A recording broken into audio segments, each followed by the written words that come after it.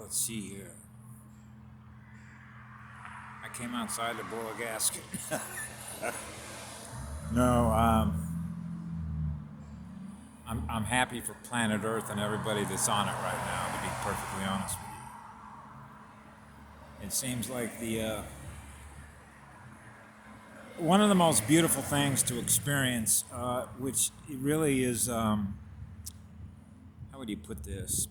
Affirmation of Gnosis, if you will, just things that you just have always known, the power of your light, the power of your energy. And I say that because anybody that's followed the videos that I started doing when I got to Grants Pass, Oregon, and came into this gospel mission here. When I came in here, there was just a lot of, as we call energetic vampires, those that either have a lot of implants. I know there was one that was either a hybrid or was a reptilian in disguise, okay? I'm not going to go into all the things that I noticed that indicate that, okay?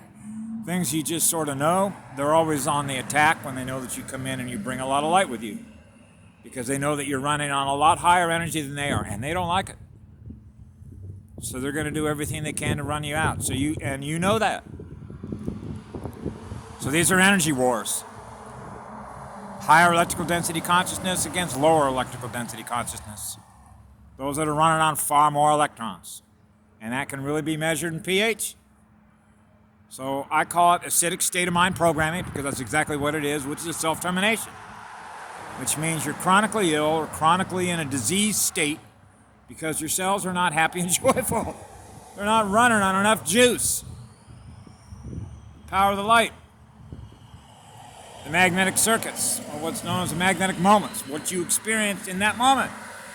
Or would you rather experience 900 megahertz, which is pH 9, or 100, okay, which is fear? So when somebody who's running on a lot of voltage comes into a building like that, you can imagine the impact it has on others, particularly when they've been severely traumatized and they have an entire lifetime of drug addiction and alcohol abuse as a result of all that trauma and implants they have in them, right?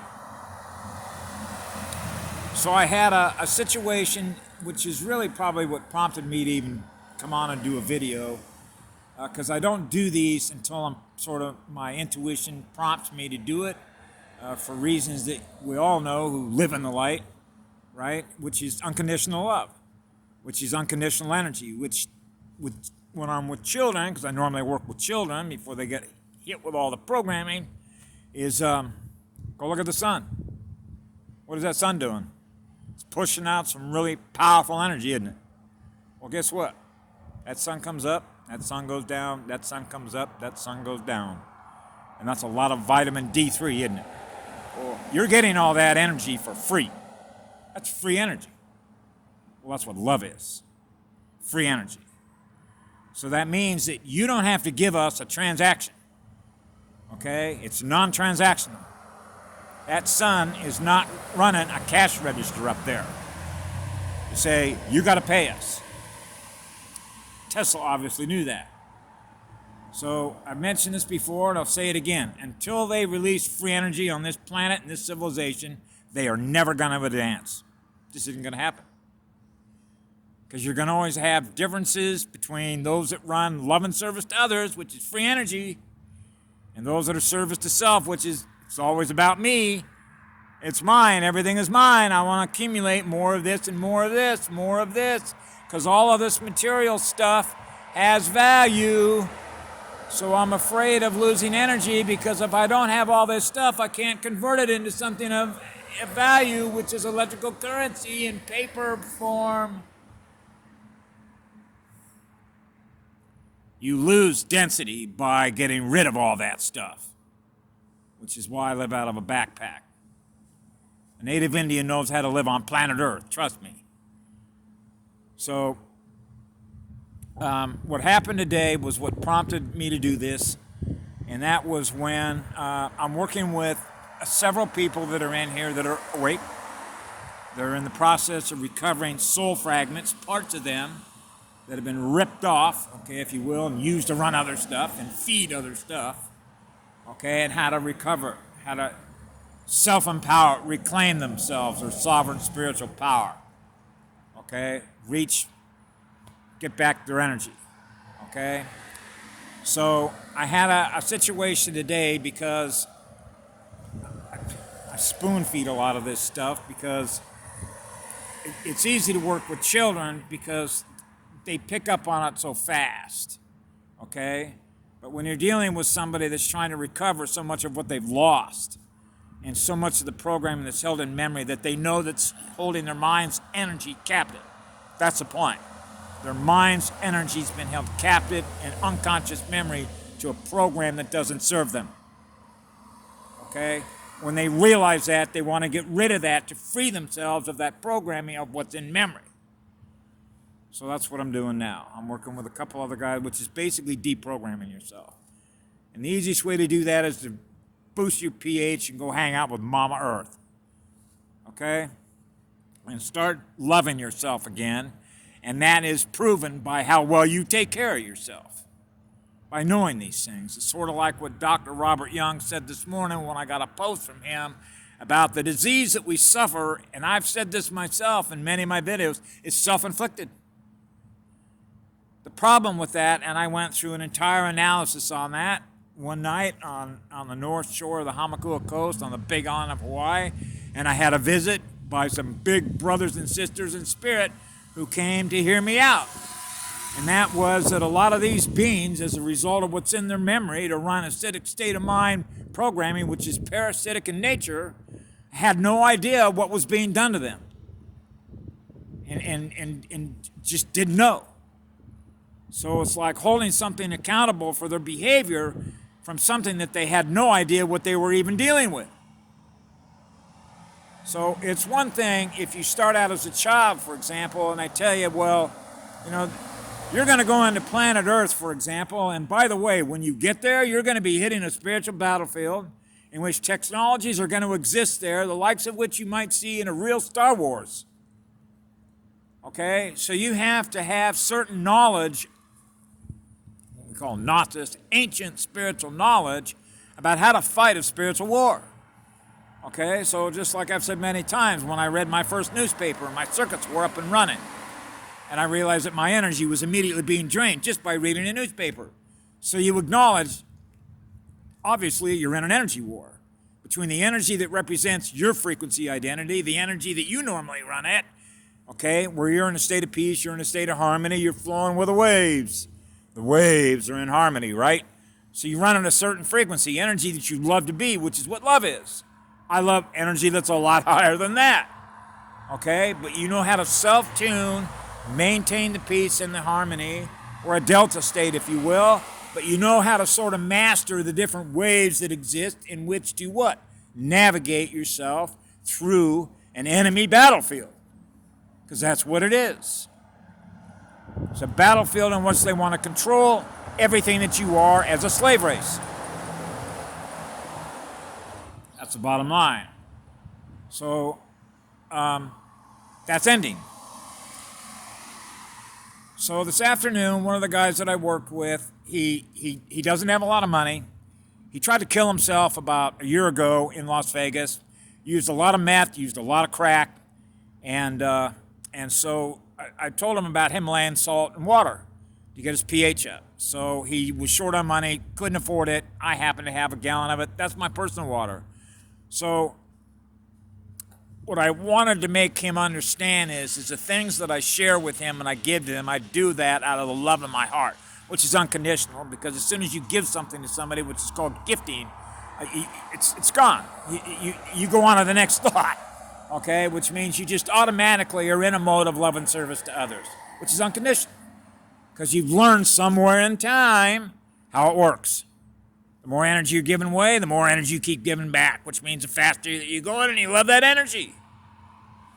It's like a paddle wheel, but it's a vortex. You're running on a lot of juice just naturally. So I'm trying to help this guy get up to that state and learn how to do that at this point in stage. So what happened was when I said, listen, I don't have any problem sharing my water with you, okay? I'll even get you one. And he said, no. And I said, that's fine. Go ahead and fill up your container. But just be cognizant of the fact that if I got to use my energy to keep getting more of the water that I need for me because you're using up all my energy, you see what happens. Because this is how this works. Okay? When I give you something, it's non-transactional. Because guess what he did after I gave him the water? He went and ran to get an avocado, and he gave me an avocado. So listen, that's transactional. That's not how this works. Okay? If you walked up to me and said, hey, here's an avocado, right, and walked away, now I know you did it out of the kindness of your heart, out of the love of your heart. That's unconditional. But because I gave you something, you don't owe me anything back. Okay? Otherwise, it becomes a contract, an agreement, a transaction. And unconditional love is not transactional. That's not what the sun is. The sun is not asking for anything back. You don't have to give anything back to that sun for that sun to give you energy. Same thing works with unconditional love in my heart. So I thought it was important for him to understand that. And that was a teaching moment.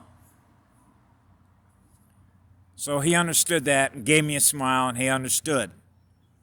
And it's like, for beings who've been through so much, particularly over the last 40, 50 years of life with drugs and trauma, it's like learning how to walk all over again. Because you're having to get rid of so much shit that was put into people's heads as a result of what they did here because they weaponized everything against humanity. Weaponized the food, weaponized medicine, weaponized the political system, the educational system, everything. So anyway, for what it's worth, those were some important things that I learned today. Plus the fact that I've gotten this bill. I shouldn't say me. It's just the way it works. Most of the lower frequency energy is gone out of the building now. It's you walk in there now and you can feel a lot higher frequency energy that's in the building because when I first walked in there were 36 people in 2 dorms. Wait, 3 dorms. What they call a 30-day dorm, a 60-day dorm, and then a 90-day worker dorm. Guys that have regular jobs. And I think we lost somewhere in the neighborhood of about 19 people. And those 19 people were all beings that were energetic vampires. The light basically ran them out of there, and I'm not the only light worker, if you will. I just run high energy. I have an enormous amount of infinite love in my heart and light that I give to everybody because I love the energy. It's that simple. Okay? But there are beings that do not like that light. So it isn't a game where the light isn't going to win. When you realize why you're in there and the nature of how it works. When you're in different frequency modes, different energy modes. You know, they're repelled from us, we're repelled for them. But I didn't come in there to play Tootsie Foot with the dark. I came in there to clear it. Right? Because I know that, if you remember when I first came there, these are energy storage bins for low frequency energy, okay, that they suck off of. So, you know, that's one thing that a light worker will do in recognizing that homeless shelters and places like this are big low frequency energy bins, okay? So you want to transmute it, dissolve it.